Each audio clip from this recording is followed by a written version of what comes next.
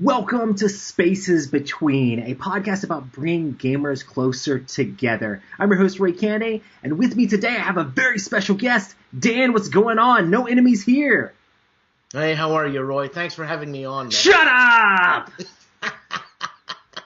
You were waiting to say that. Nah, man, we love, like your videos and stuff for the Board Game Breakfast. It's just hilarious. It's like, oh man, what's Dan gonna come up with this time? You know? I don't know. I look at it and I laugh as if I'm somebody else looking at me. It's not me. It's spontaneous. It happens. Wait. Sometimes I go with it. Sometimes I don't. You know. Listen, I've got multiple personalities, and I only have three on. So. Gotcha. So what you're saying is it's a little bit of an act? What? I feel deceived. Well, yeah, no, I'm just kidding. No, what do you mean? Well, why wouldn't you think it's an act? No, I thought you just told people to shut up all the time. No, man, are you kidding me? I'm more diplomatic than that now. I am, but yeah, as I get older, I'm more diplomatic. It's just, I don't know, man. I'm thinking back to crazy things I used to do in my youth and all that. Yeah. And my friends, because my friends are crazy like that. Mm-hmm. And a lot of stuff I say is a lot of stuff we used to say when we were 15, 16 years old. Like at one point, I call that little kid there, the guy who wears this hat there, and his name is Little Nebelwerfer. Yeah. Nebby for short, or shut up for colloquial. And once I called him a salam. I don't know. It just came out, salam. We used to say that, and that means Italians have a weird way of insulting you. Yeah. They insult you with food items. They do. They could call you, stupuparol, and it's an eggplant. There you go. But it means something in Italian, and everybody else it doesn't mean anything. So. That's awesome. Yeah. So if there's people out there that don't know what you do or anything about your segments or your channel or anything like that, could you give us a little bit of information about what you do in board gaming? Well, I actually started my channel No Enemies Here about a year and a half ago, mm-hmm. and I'm partnered up on the music side with this guy called Stuka Joe. Mm-hmm. Stuka Joe does great technical war game videos, right? And I saw one of his and I said, hey, because I'm a musician and composer, right. So I said, you want to have some of my music on? And we started a friendship 4 years after that. Anyways, I have so much music on my computer that he said, why don't you start a channel, showcase your music? And I thought, well, what kind of a channel? Who cares about my music? He says, I don't know, do some board game, war game news or something. So it was as dumb and as stupid, as simple as that. It was to showcase my music, and I started and watching my first videos. It's pretty bad, and that's it. That's how it started, man. So the channel, basically, the No Enemies Here channel, is me acting foolish, but not as foolish as I act on the Dice Tower. And we'll get back to that, okay? There's a reason why I do that on the Dice Tower. So, anyways, I'm a little bit more straight. I still act, for lack of a better word, stupid, mm-hmm. and because I'm a clown, right? Yeah. And I talk about the news, the games that are out, who designs the games, mm-hmm. And who publishes the game. So basically, really, it's news, information. This week, this is what's out. Also, who's doing reviews, who's doing playthroughs, blah blah blah, and all that stuff. That's awesome. That's basically my channel.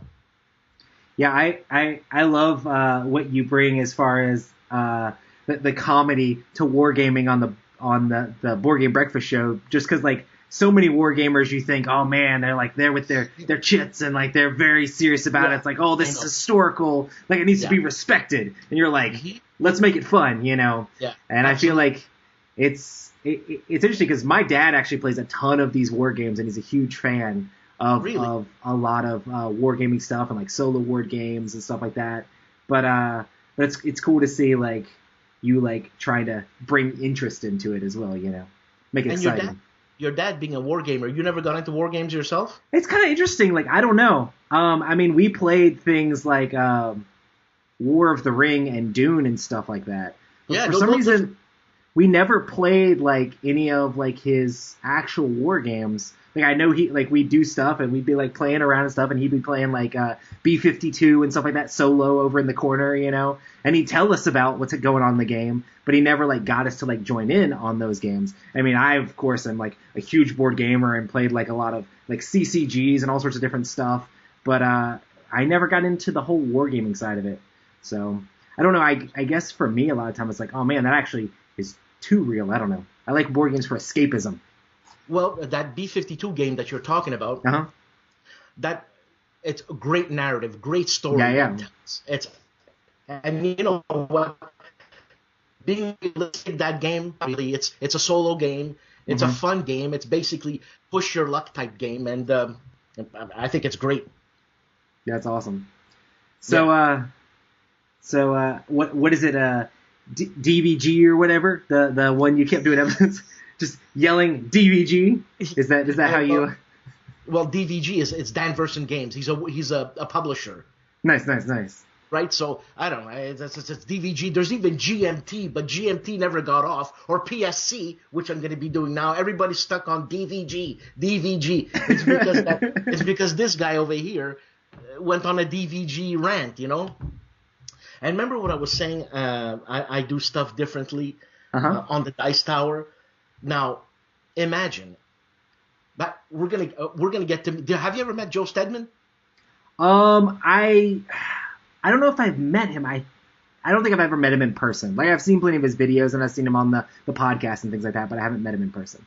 Right, so he's that type of guy, straight war gamer. He's a military man, you know, and it's like it's to be taken seriously, but still for sure. have fun with it. So I'm not a military guy, right? Right. And I thought the Dice Tower, when I approached Tom and I said, Tom, you know, can you give me 20 seconds on the Dice Tower to show my stuff? Anyways, I thought, how am I going to do this? Because everybody that's watching me, 99.9% are all Euro gamers.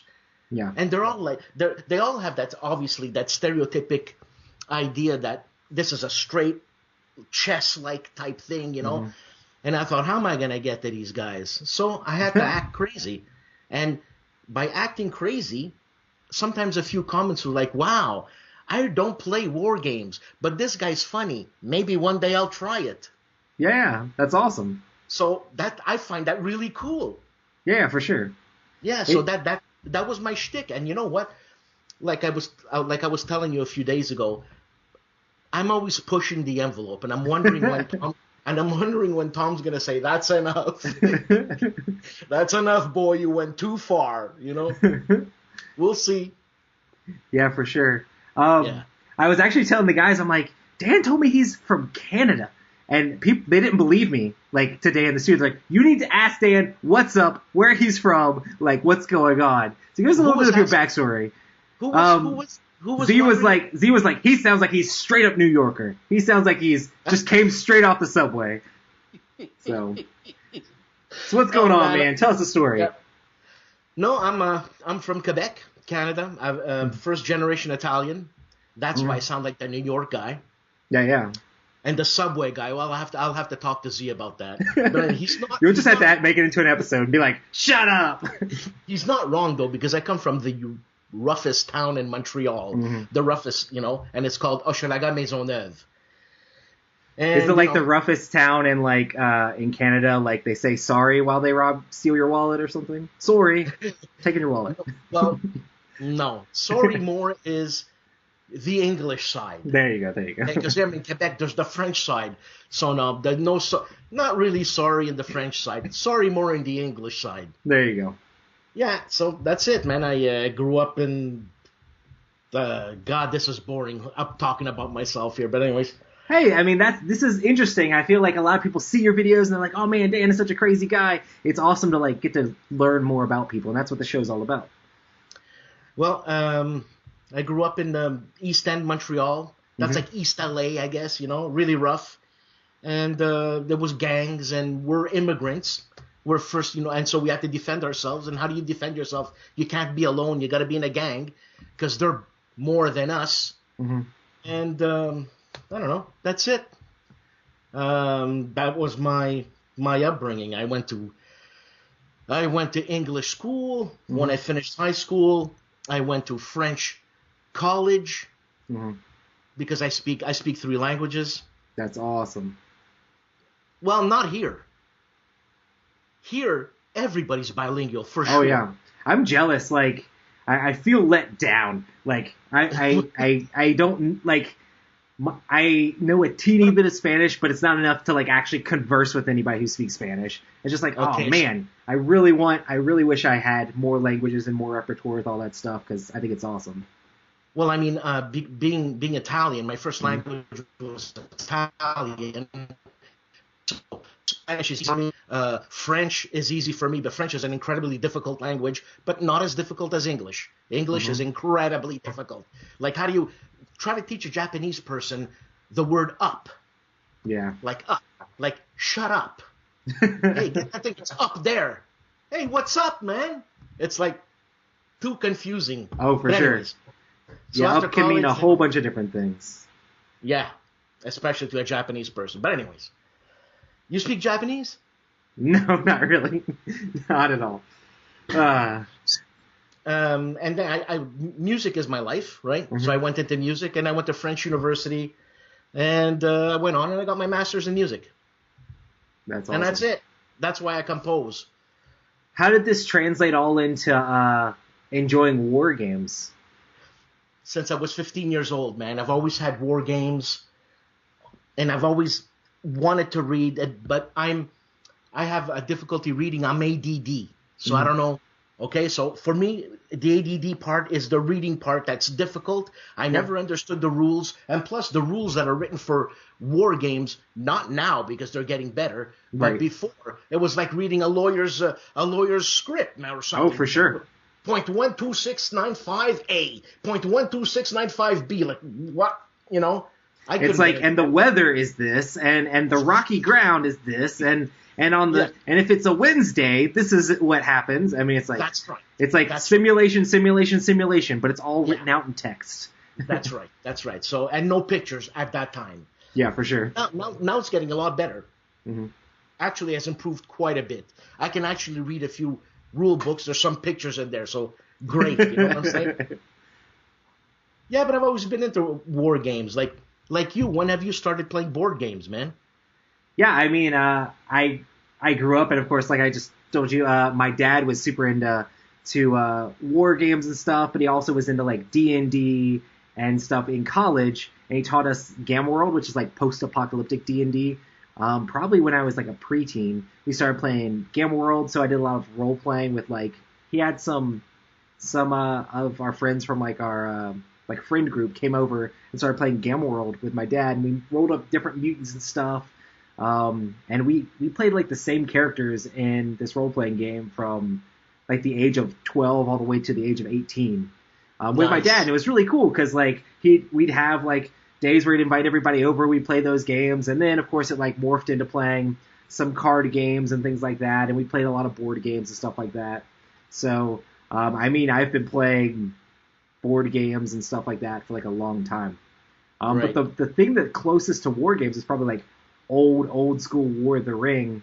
I think it was that I don't I think remember it was which company it was, like the TS, T, TSR or T TSR? Was it TSR? No, TSR maybe is I'm the. not sure.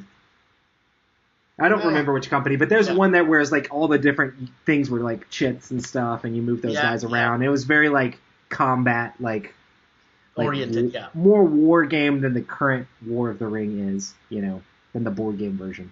So Yeah. they're still really good. Yeah, they used to say uh, that the golden age of war games was like 30 years ago. Hmm. It's right now, the golden age of war games. Yeah, There's so yeah. many games that's not even funny. Hmm. We're living in a war game boom. It's insane, man. It's Hmm. insane. Yeah, and I'm sure like the way to make rules and mechanics have not gotten worse over the years. I'm sure they've gotten No, better, and I know yeah, a lot of the war gamers now really enjoy playing a lot of that stuff solo, and there's really strong yeah, solo yeah. variants for a lot of those games as well. Absolutely, because like you had your dad and you had a lot of friends playing when you were young, playing D&D, right? Right. I had nobody to play these games, so that's why I bought the B-17 Queen of the Skies, the one your dad was playing, solo game, Patton's Best, solo game, Ambush, solo game. So, I was a lonely child, Roy. I know back in the day, people would even like write their moves for different war games and mail them back and forth to each other. Just like, I need a player so bad, we're both going to have it set up, but I'm going to write down and mail this to you to take your turn. I'm going to leave it set up, and when it comes back, the letter comes back, I'll take the move. I mean, I've heard people play by email and people play games online, but man, playing by snail mail, that's old school right there. That's old school. I wasn't into that. Like, a move will take you, 2 months? Yeah. Yeah, that's insane. So, no.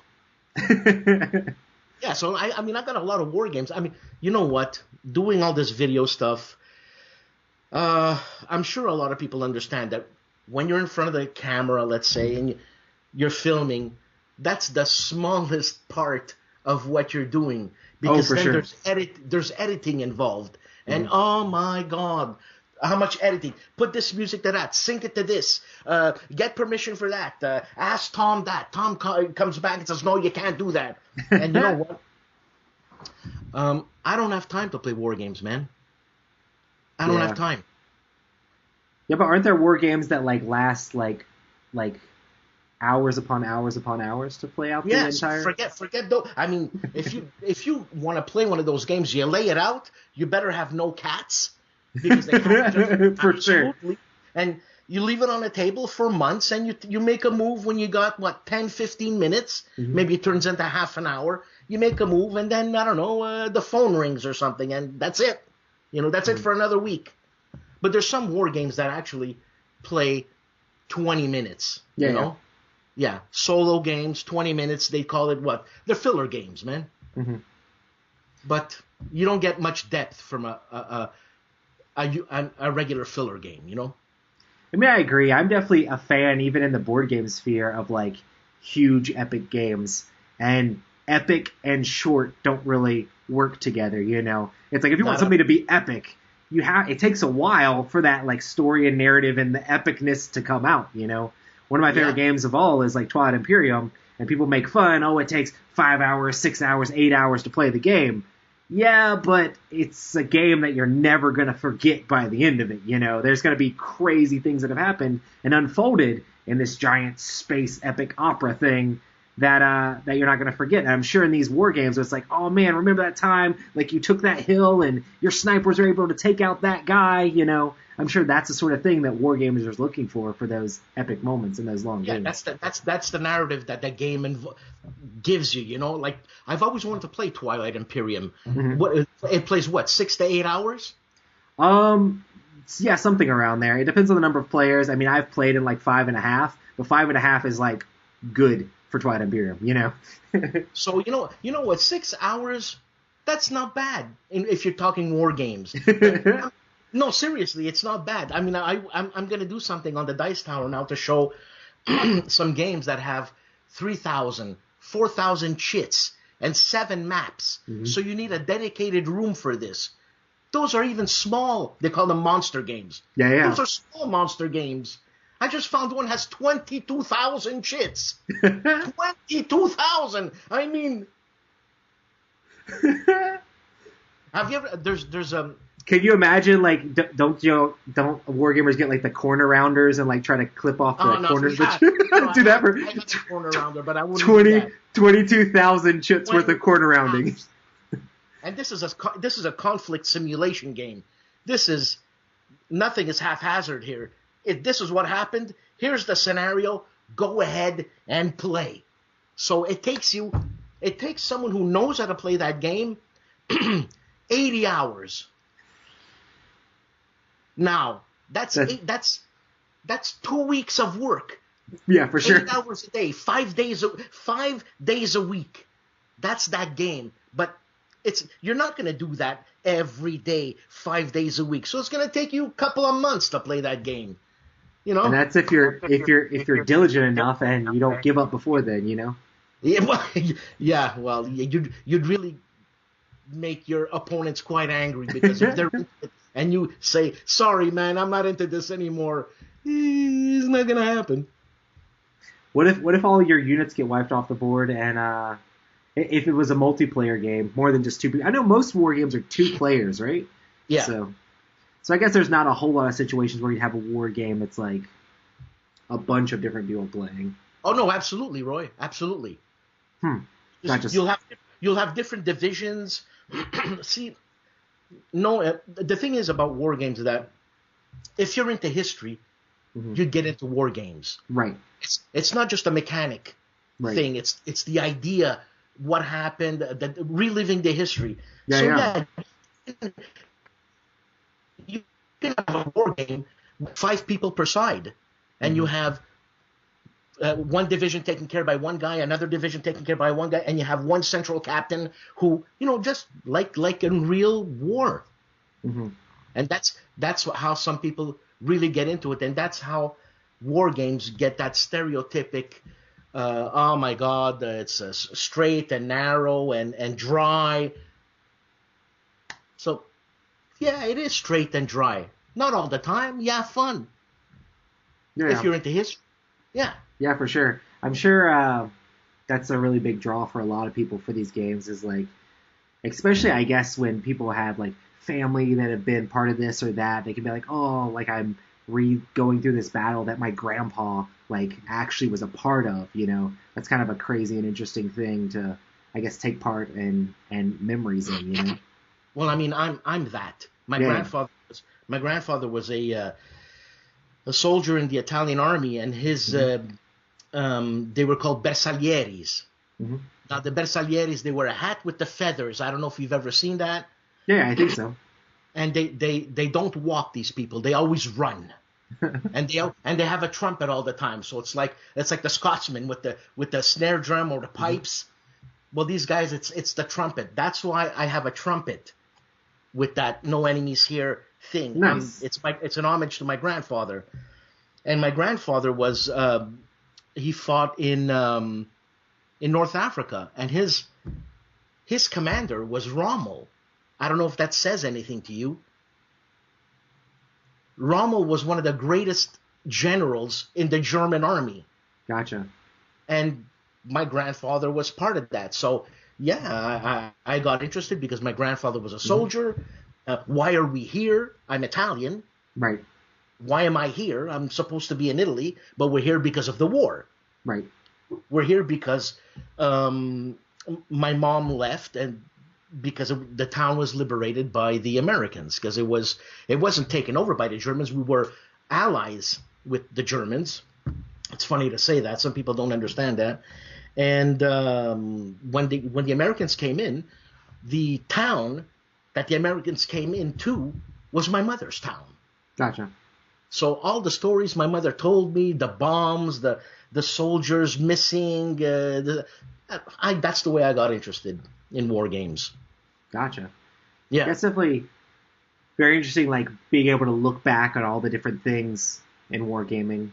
If there's someone who's like interested in wargaming but like has no clue where to start, is there any way like or a thing that's like, oh man, this is what normal wargamers like suggest, like something that's not too hardcore that somebody could actually try out, or is it just they should try to pick a game that pertains to like a history that they like, One, yes, they should take a game that interests them. Yeah. And obviously, maybe that interest or that subject, the games are too difficult. But there's always something close by that you can find an easy game.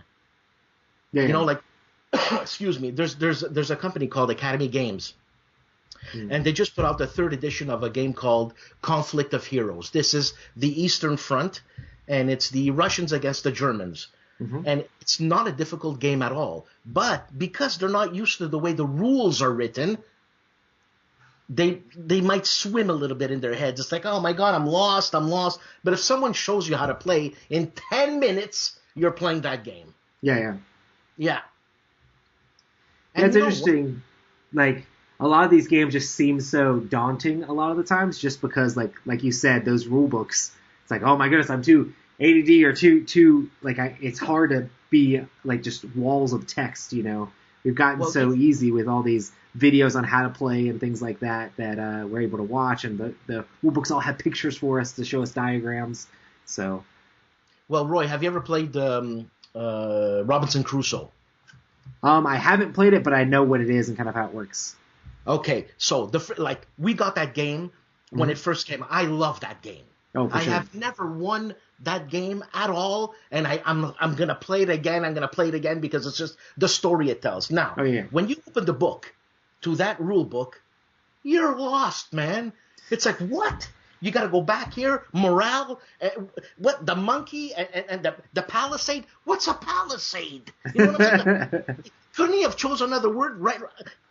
I focus on palisade. Basically, it's a wall or something. Couldn't he have said wall? Anyways, that game. Read the rule book. Very difficult. Have someone show you how to play that game. 10 minutes.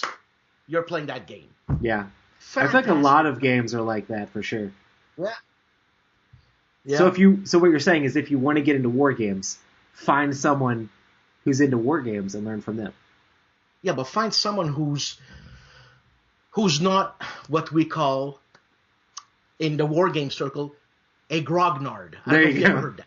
Yeah, I've definitely heard it before. So, and anyways, grognard is a French word. Everybody's pronouncing it wrong, ladies and gentlemen. It's grognard. But anyways, whatever. Find a guy like you and me, man, that enjoys playing Euros and war games, and we'll play a short game. And it's look, man, it ain't that hard. There's so many easy games. All the games I do on the Dice Tower, these are low complexity games. One of the games I just did right now, I filmed today, it's a medium to low complexity game. I can't go higher than that, because if I go higher than that, you have to have played a couple of war games. Yeah, for sure. To play that, to not get jumbled up into the rules, man. Because or else, forget it. Yeah.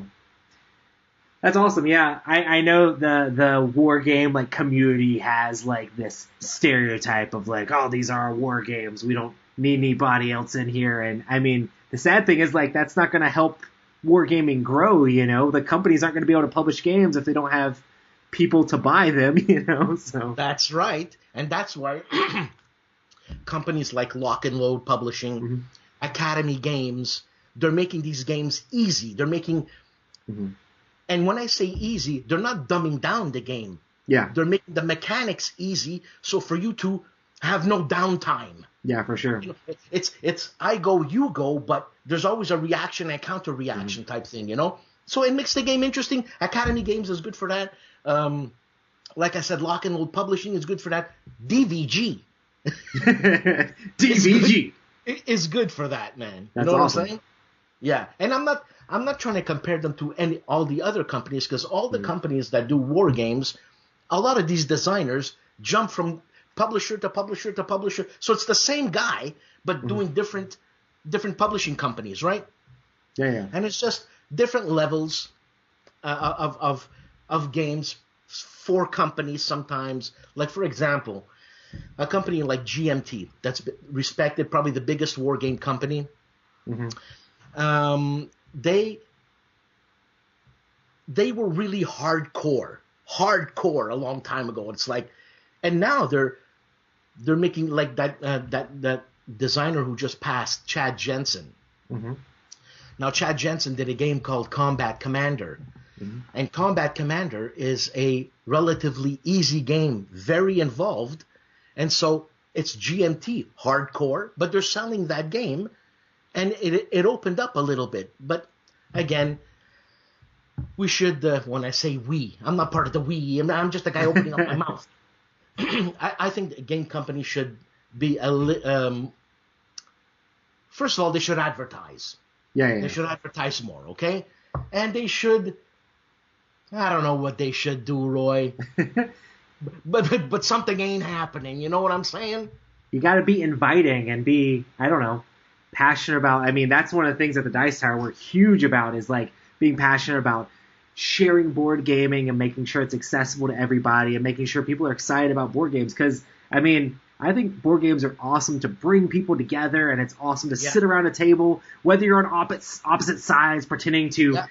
like take out the other person's units. I mean, at least you can like have a fun time playing the game. I mean, you could still be competitive and be like, "Oh man, I'm gonna take you down," but at the end of the day, you're spending time with another person face to face, not Yeah. staring at a screen or a device, and That's you're right. building some sort of relationships with those people, which I think is one of the best things that like board games and tabletop games can do.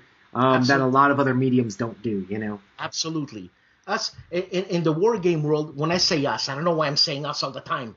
That's because I'm a Euro gamer too. Anyways, Well, I think it'd be funny if a lot of people heard you call me a Eurogamer, because everybody's always like, Roy's just all theme, and he doesn't like those points games. He just wants to play thematic things where you get to go do exciting things and have adventures. I'm like, yes, there's nothing wrong with that. no. War game conventions, Uh-huh. you're still like 98% male and maybe a couple of women Yeah. who really don't want to be there because their husband or boyfriend dragged them to the convention type thing, you know? So it's still male-oriented. It's getting a bit better. Like Eurogamers, when I say Eurogamers, I'm encompassing everything here, okay? Right. Other than war games. It's mixed. A lot of mixed. But in war games, no. Yeah, I'm sure it's a hard sell overall. I mean, even just for me, I'm like, oh man, like it's hard for me personally to be like, I want to play this game of this battle that actually happened and people actually died. You know, sometimes it's like, man, it's kind of a little too real, and it's like, hey, sometimes I just want to like relax and play the silly games with like orcs and elves and aliens. Like, there's no like repercussions of like real politics and things that went on behind the scenes. And I know a lot of these war games are very much like, let's recreate this inch for inch. Like, we took that hill from those guys. And like, sometimes it's like, which side's the good side? I mean, or is either side the good side, you know? Yeah. And I mean, there's nothing wrong with, playing out these games and acting out this different stuff. And it's really cool to remember the history behind it. But I think for a lot of people, sometimes it's like, man, that stuff actually happened, you know? Yeah. And again, I'm going to go back to Academy Games. And the publisher, the owner of Academy Games is Uwe Eichert. And him and I are good friends. Yeah. And there's one game he put out, and I think you know it. It's called Freedom, the Underground Railroad. Oh, yeah. I can't play that game. Yeah. And now Uwe is saying, Dan, you don't understand. It's a positive game. And I'm like, I understand what you're saying. Oh, for sure. I still can't do it. I just can't do it. It's like too real. It's too real. It's too real. I can't. But these war games that have some units that were responsible for the Holocaust, like seriously, you know, man. But because it's a history game, it kind of passes. It's history. It's a rough call too. It's a rough call. Some people won't play those games. Yeah, for sure. Yeah, some war games will not play those games at all. Not with the like SS units in it. They won't do it. Yeah, I don't think there's any like real problem with like playing a game. It's not the same thing. Like if you're relishing and reveling in like bad things that happen, of course that's terrible. But I mean, there's something good about remembering like different things that happen, because if you don't remember history, it'll repeat itself, you know? Absolutely. So it's good, and I feel like those games can be highly educational, you know? It's like all sorts of stuff goes on, because I'm sure these war game designers have to know their history, because I feel like if they didn't do it right, they would be called out hardcore, you know? Like this. And you know what? Like you said before, publishers have to sell games. So if they're going to make games that are nitpicky in the historical, like they got to get it right, this and that, then it just enlarges your rule book. It starts to become a little bit tedious, and it starts to become a little bit fiddly, and there's no chrome. It's just straight ahead, move this, battle that, look at the chart. You're gonna lose. They're gonna lose people. Oh, for sure. A lot of companies now are doing games which are keeping the history in, but abstracting it more. Abstracting it more. Oh, there's a guy, David Thompson, Pavlov's House, and he did Undaunted Normandy. I don't know if that says anything right now. Undaunted Normandy. I haven't played it, but nice. Now, this is an abstracted World War II game. Mm-hmm. And it's super easy, super fun. And he's one of the guys, David Thompson. He's one of these guys that is really blending in Euro mechanics with war game mechanics. And it's becoming easier, more accessible. And you know what? Like you said, man, I don't want to have a history lesson all the time. I don't want to be in school. I did school, man. I don't want to be there anymore. I just want to play a game. And, well, it's happening more and more. That's awesome. I know recently you talked about a game, was it Space Empires 4X? Yeah. That seems very similar to like Twilight Imperium, and I'm like, oh man, and that's one of the games I really wanted to play at some point, just because it's got that exploring, expanding, exploiting, exterminating sort of stuff like 4X games do. And I'm like, oh man, that seems really cool. But the Twilight Imperium, Twilight Imperium have a lot of politics? Yes. Okay, so that's what you don't have in Space Empires. You don't have politics. Okay, so it's an exploration game. Mm-hmm. A build, the 4X things, but there's battle involved in it. Mm-hmm. Now, I don't know. I don't know Twilight Imperium. Is there battles? Oh, for sure, yeah. There's a lot of objectives you get that basically force you to attack take other planets or take certain star systems and things like that, and you're trying to secretly do that stuff without your opponents knowing exactly what you're trying to pull off. And you're like, hey man, I'm just getting a little bit closer because I got an objective I got to do. I'm not going to hurt any of your stuff. It's fine. And they're like, I don't really believe you, but okay. And then they turn their back and you're like, got it. It makes me think of Cosmic Encounter. Is that what it is? Yeah. Cosmic Encounter is way more like abstracted, and you're comparing numbers and combat and stuff like that. But in this game, it's like you have fleets of ships, which would basically be like, I know you're not used to like miniatures and stuff, but these are like plastic things that replace chits in games. So sometimes games would have chits. These games have actual plastic miniatures that represent the units. I know that's mind-blowing, right? That's crazy. It's a war game then. Yeah, definitely. It's very much like you gather resources from your planets, you build like different ships, you send them out to do to basically defend your perimeters. And then there are certain objectives that will make you attack people, but there are other objectives that are like, hey, get these science technologies, or hey, have these kind of ships on the board, and things like that. So you're trying to get victory points to win the game, but there's definitely dice rolls and combats and all that in Twilight Imperium as well. I get it. I'd surely get into that, for sure. 8 hours, it's like you can play it in. Can you split that game in half? Played 4 hours one day, 4 hours another day? Can you do that? I mean, you could, as long as you're able to get the same people back together. But normally we do it all in one day. We're just like, this is the day. We're gonna start. We're gonna start at 10, and we're gonna end when we're done. We're gonna get pizza. We're just gonna come in. We're gonna take the break for pizza. Then we're back at it. Yeah, I'd love to do that. And you know what? It sounds like a wargaming afternoon for me. Exactly. Oh yeah, for sure. Like that. Because there are war games that have politics. Mm. Absolutely. It's interesting. I feel like almost all the games that are like in my top games involve some sort of like conflict or combat in them. Even when I'm playing games that are cooperative, it's like there's still like we're all working together to like defeat a bad guy. Like whether it's some like elder god like mythos creature thing, it's like we're gonna roll dice and take him out. But I think it's interesting because for some reason like the Euro games where it's just like farming and like pushing cubes here and there, and like, oh man, I got a couple more victory points than you. That's the end of the game.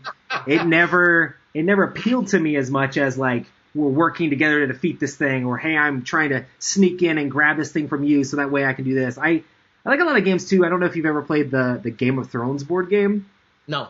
It has like a bunch of like moments for betrayal and things like that. So I enjoy that sort of stuff. Did you play Dune, like the old Dune? No, but I know the new one's out. Yeah, it's the new one's very similar to the old one, I think, but it's made by the same guys that make Cosmic Encounter. But it's got combat and units and moving and like trying to control different areas, and if you control enough areas, you win the game. But it's also got moments of like betraying people and backstabbing and stuff, which I always think is interesting. I'm not into that betrayal mechanic. Really? It affects me, man. It Listen, does. You got to keep it inside the game. I know, but I don't want to betray my fellow man. It's funny. I feel that way. And we started, my girlfriend and I, we were playing, we started getting into games. The first game we had together was Carcassonne. Mm-hmm. Yeah. Now, Carcassonne, you can help your opponent say, hey, that's not a good move. Why don't you try this move? So it's a fun game, and she liked it. But also Carcassonne has the, well, I'm going to plant my meeple next to your next to your castle. And I started doing that, and she was like, what are you doing? Well, I'm going to get the same points as you have. I don't like that. That's confrontational. She never played the game again with me, just for that. So, Carcassonne can be super cutthroat, especially when you're like battling over like a giant farm, and you're like, I'm gonna have one more farmer than you. They're like, no, I'm gonna have one more farmer than you, and you're like, no, I'm gonna have one more, and you're just like, oh my goodness, when is it ever gonna end? She's not into that at all, and I just got a game from Phalanx called U-Boat. You're in a submarine, and it's miniatures, and it's real-time strategy game, okay? So because my girlfriend's logical and a mathematician, I said, you could be the navigator. It comes with a protractor. She's like, I don't care. I don't want to play the game. No, it's going to be a lot of fun. We're going to be scouting for convoys, and you're going to have to plot the course of the torpedo and this and that. And she's like, no. That game looked super complex, though. No, it's not, man. It's really? not. When you get it all together, it's not as bad? Not at all. Not at all. That's the game that I said that is the most complex game that I'm going to do on the dice tower, but it's medium-low. Gotcha, okay. Because every player has their own set of rules. Gotcha. So basically, your set of rules are like 3 pages. So you know what to do. Who cares what the other guy does? Let him read his own rules. But it's a cooperative game. So you're the captain, I'm the navigator. So you're giving me numbers. I got to do this, the torpedo guy, and it's happening in real time because it uses an app. Yeah. So, no, it's not complex. That's super interesting. Yeah, we were trying to play that at one game day once. Tom made me build that sub, like the 3D cardboard sub, and then he looked at the rules and was like, all right, we're going to put it back in the box now. So I put it back in the box. So I didn't get to play, but we were like around the edge because I was like fiddling with the app and being like, "Oh, this is really cool," but I never got to actually play it. So no, it's not. It's not. I feel like it's another one of those games where like if someone knew how to play it, they could teach you and you'd be good. Yeah, and I swear it would take a couple of minutes. Yeah. You know, so like if you're the navigator, you take care of navigation, and your other job is to cook. I mean, how hard is it to cook? We're having steak tonight. Oh, yay! That's it. That's awesome. Do you have to, like, manage rations or whatever? Like, oh, we've gone on too long of a mission. We're running out of rations. Today, you get a quarter steak. Now you're getting into the nitty-gritty of the stuff, and that's where it starts becoming really cool, because obviously you're in a submarine. You're underwater. Where are you going to get a cow that you're going to eat? You can only eat the cow that's in the freezer, right? Yeah. And these guys in a submarine, they want to eat meat. And you took damage, and the damage hit the freezer. Now you got no food. You finish. It's like, listen. I'd rather you take out the whole ship than take out the freezer. How are we going to eat our steaks? If that happens, obviously you have to submerge. You got to come on. You got to come on top. You're visible. There's a destroyer. You're dead. You got to bank at an island, go get some coconuts, do what you got to do. I don't know, man, because you can't bank a submarine. I guess you're right. And you know what? That's the fun of the game, because there's always going to be one scapegoat, the guy who messed up, that ruined it for everybody. And that's fun, man. It's fun. It's a party game. Tell Tom it's a party game. Yeah, we played Captain Sonar a lot. That's a team game where it doesn't have an app, but you all have different positions, just kind of like that. But it's really, really simple. But like the navigator has like a transparency over a map, and then like the captain is shouting out the orders, the directions to move. And there's another guy that's like the engineer who has to like keep track of like the moves you're making and like calculate, because he doesn't want to like mess up the engines and stuff like that or overload the weapons. Isn't there a game that's popular that's like that? You're a team. You're in like a starship. That's the what is that game called? He's got a couple of expansions. That's from the Inglesteins. Oh my goodness, Space Cadets Dice Duel or whatever is very similar to that. There's always one guy that's going to screw up. Yeah. And that guy's holding up the whole team. And everybody's screaming at him. And that guy's freaking out. Please, I can't do it. And it's like, that's the submarine game. It's great. That's awesome. Yeah. I always love games when they make memorable experiences when you play them. So that's why, I get a lot of flack for not liking the traditional Euros or whatever, like the ones that are very much like, I don't think Carcassonne is as bad, but I know there's other ones that are very much like the resources and all that stuff. Like they're just kind of like, it's like, I'm going to build a farm. I'm like, cool. I don't want to build a farm. Let me do something exciting. I want to build a farm. But I'm actually pretty good at those games. Tom can tell you and those guys tell you, I can figure those games out and I can math it out and do I can figure out all the mechanisms pretty quickly. And normally I do good in the game, but in the end it's just like you win or you lose, It's not this narrative emerged from the game that you were playing, Well, it's like Dominion. Dominion, same thing. It's victory points. What's the narrative in Dominion? Right, There is no narrative in Dominion. Yeah, you're just spamming cards out. That's it. You just say this, that, whatever. Yeah. Yeah, I played so many collectible card games growing up, though, that for some reason Dominion, just because how fast it is, doesn't bother me as much. But yeah, it's the same thing. It's like at the end of the game, it's like I don't have memorable games of Dominion.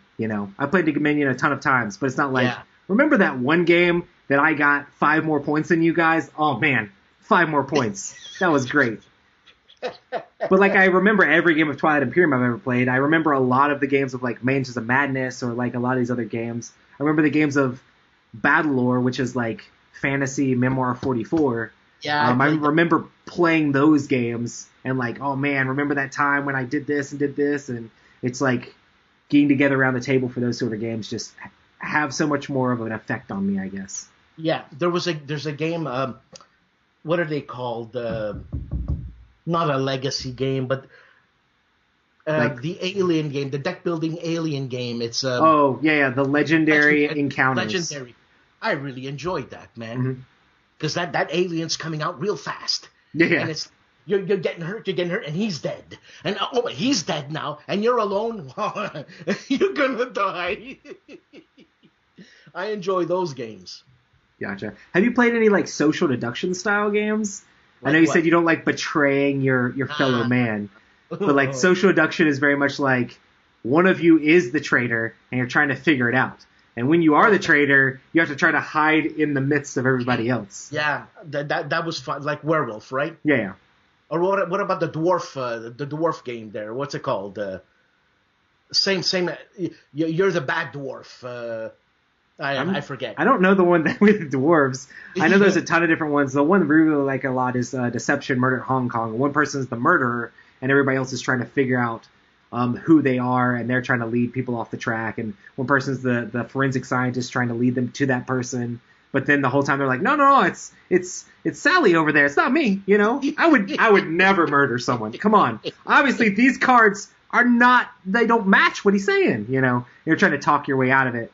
I think it's very interesting overall, and it makes for me, that's not so bad. But Cosmic Encounter, man, and I know that's one of Tom's preferred games when he used to say that, and it it says a lot about Tom. You know what I'm saying?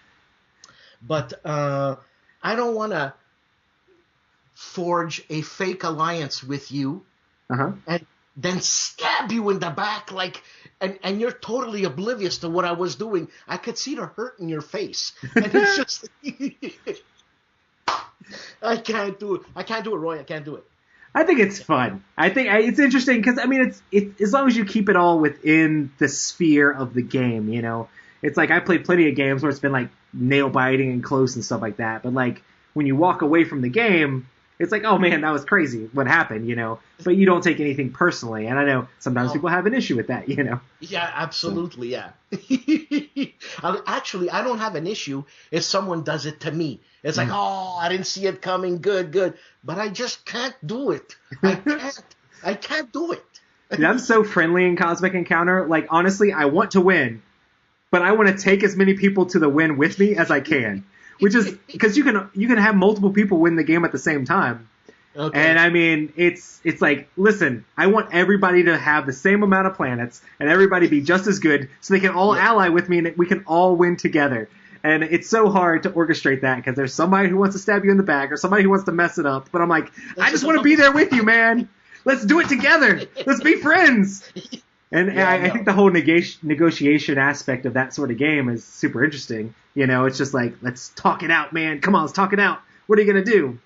So there's a game called Lifeboat. You know Lifeboat? Oh, yeah. Where you have to, like, kick somebody off. And everybody votes, okay, who do you want to kick off? Okay, let's kick off her. And I remember we played it once, and the girl who got kicked off was like, why me? Why me? And the more she was, why me? The more we were like, you're gone. And it's like, she never forgave us. Oh, so sad. I know. What if someday you, like, guys actually were in a boat together? Like, listen, this is real life. It's not the same thing. But if it comes down to it, you're out now. You're out. Yeah. No. You're weighing the whole boat down. We're taking on water. We gotta throw you out. So everybody in chat saying Saboteur was the dwarf game with Betrayal. That's it. Yeah. So sure. What am I expecting at the 27,000 hours of Dice Tower? We're gonna have a bunch of awesome guests. I know I already told you, like the Brothers Murph and like of course all the Dice Tower people are gonna be there. There's gonna be several different like board game publishers. Even though I know that doesn't mean much to you because. No. I mean, GVG isn't going to be there, so it doesn't matter. Stephen Bonacore is going to be there. Yeah. Come on, he's a paisan of mine, man. Yeah, he's fun. But yeah, Stephen's going to be there, and I think Justin might be showing up, and we have several other people that are coming. But it's just going to be so we're going to have the live stream going, and Tom's going to set up different games for us to play, and he's going to have certain people like, okay, you guys are going in playing games on the live stream. And while that's not happening, we're going to have gaming going on in the other rooms, like just hanging out and gaming and snacks and food. And we're actually going to have like a bunch of contributor segments too that can play in between. Like, okay, we're taking this game down. Let's play a contributor segment. And they can take the game down and contributor segment's playing during the game teardown. We set up another game. We come back on and play another board game. It's basically just literally playing board games, trying to be entertaining. I don't know, playing board games live is a little bit different than just playing them when you're hanging out because you want to make sure you're talking a lot and all that stuff. But it's a ton of fun. I did a 24-hour marathon with the guys the beginning of 2018, and this was long before I was actually officially a part of the Dice Tower. And it was just, you know, hanging out playing board games and making it happen for 24 hours. And we have a ton of people in chat. But yeah, it's good stuff. And like, what type of games are we playing? I don't know. Tom has all sorts of different stuff. So, and I know Joe Stedman's going to be there, so he might end up having you and Joe play games that are the opposite of war games. No, I'm just kidding. He might. No, I hear like it's cool. Whatever happens, we're gonna have a good time. Yeah, I mean, regardless, it's gonna be fun. So yeah. So hey, if anybody's listening to this, you better be watching the 24-hour marathon because it's gonna be a blast. And they're doing a ton of giveaways too, so it should be fun. Are we privy to any of those giveaways? I don't know. Tom might say people that are there are not able to win. No, I'm just kidding. Don't worry, they're not like classical war games, so you probably wouldn't like them anyway. I'm just kidding. Yeah. Good stuff, man. Yeah. But yeah, so yeah, I think war games are definitely interesting, and I mean, if people are interested in that history part of it, especially if you like board games in general, like it's definitely a thing that people should try out. Absolutely. There's a game I have here, and I know Sam reviewed it. Mm-hmm, mm-hmm. Now, basically, this is Metal Gear Solid. You play video games? Yeah. You know Metal Gear Solid? Yes. This is Metal Gear Solid on a board game. That's awesome. You know, it really is. Like if the alarm goes off in Metal Gear Solid, if the alarm goes off, you gotta run. Mm-hmm. You gotta run and hide in a locker or something. Oh yeah, for sure. And if the alarm goes off twice, then everybody knows someone's on board. Same thing. And it's just great. Very quick, very easy to play, and it's a war game, man. You know? That's awesome. Yeah. For sure. Awesome, man. Well, we're getting close here to the end. If there's people that wanted to like check out your stuff or see more of it, where would they be able to find like your show and your channel and all that stuff? Well, I'm on YouTube. He's here. And other than that, I'm on the Dice Tower, and that's it, man. That's what I do, because I have a life, eh? I know you don't anymore. Yeah, it's just all board games and Dice Tower all the time. No. Yeah, I mean, I feel like that is one thing that's really important too about board gaming, is making sure to spend time with your family and do all that stuff in between. So I always make sure to spend all that time too. So. Like, I mean, I don't have young children anymore. Mm-hmm. So, and my girlfriend doesn't want to play games. So, I mean, that's taken care of, and that's that. And I could see you have a green screen in the back. I have a green screen in the back. I mean, that's how you do. You know? So yeah, it's No Enemies Here, Wargaming News on YouTube. And if any grognards want to like start a play by snail mail game with you, how would they? No, I'm just kidding. No, forget it.